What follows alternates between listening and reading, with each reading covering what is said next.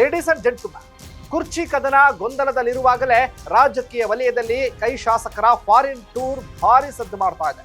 CM Siddaramaiah, DCM DK Shivakumar ನಾಯಕತ್ವ ಯುದ್ಧದಲ್ಲಿ ಶಾಸಕರು ಅವರವರ ನಾಯಕರ ಪರ ಮಾತನಾಡ್ತಿದ್ದಾರೆ. ಇಂತಹ ಸಮಯದಲ್ಲಿ ಬರೋಬ್ಬರಿ 25 ಶಾಸಕರು ಆಸ್ಟ್ರೇಲಿಯಾ, ನ್ಯೂಜಿಲೆಂಡ್ ಟೂರ್ ಕೈಗೊಂಡಿರೋದರ ಹಿಂದಿನ ರಾಜಕೀಯ ಗುಟ್ಟು ಕುತೂಹಲ ಕೆರಳಿಸಿದೆ. ಏನಿದು ಸ್ಟೋರಿ ಅಂತೀರಾ? ಎಸ್ ವೀಕ್ಷಕರೇ, ನೆಲ ಜಲ ಭಾಷೆಗಾಗಿ ಪ್ರಾಮಾಣಿಕ ಪತ್ರಿಕೋದ್ಯಮ. ನೀವು ನೋಡ್ತಾ ಇದ್ದೀರಾ ಫೋಕಸ್ ಟಿವಿ. ನಾನು ಶಿವು ರಾನರಾಪುರ.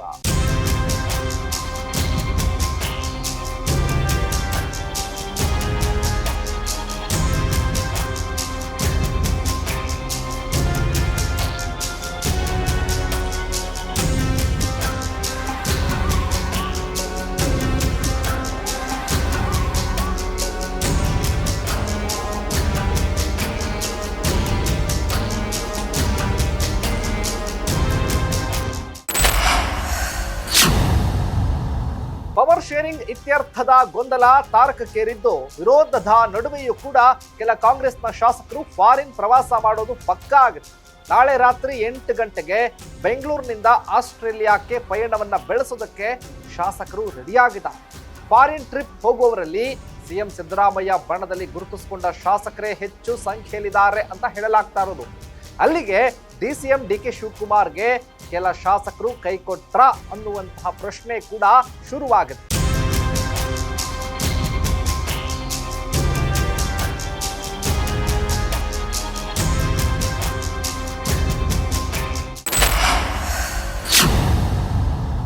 ಇನ್ನು ಕೆಲ ಶಾಸಕರು ಫಾರಿನ್ ಟ್ರಿಪ್ ಹೋಗೋದಕ್ಕೆ ಮೀನಾಮೇಷವನ್ನ ಎಣಿಸ್ತಾ ಇದ್ದು, ಮತ್ತೆ ಕೆಲವರು ವೀಸಾ ಸಿಗದ ಕಾರಣ ಪ್ರವಾಸವನ್ನ ರದ್ದು ಮಾಡಿಕೊಂಡಿದ್ದಾರೆ ಅಂತ ಕೂಡ ಹೇಳಲಾಗ್ತಿದೆ.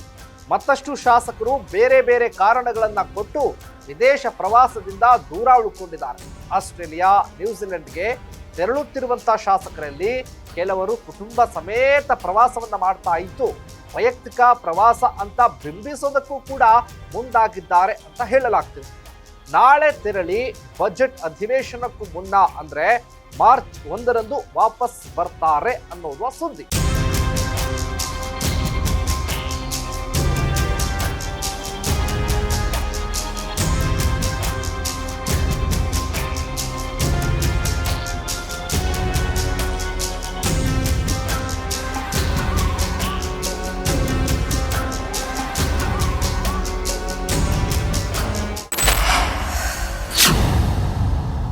ಪ್ರವಾಸಕ್ಕೆ ತೆರಳಲಿರುವ ಶಾಸಕರ ಪಟ್ಟಿಯಲ್ಲಿ ಕೆಲ ಹೆಸರುಗಳು ಕೂಡ ಕೇಳಿಬಂದಿವೆ.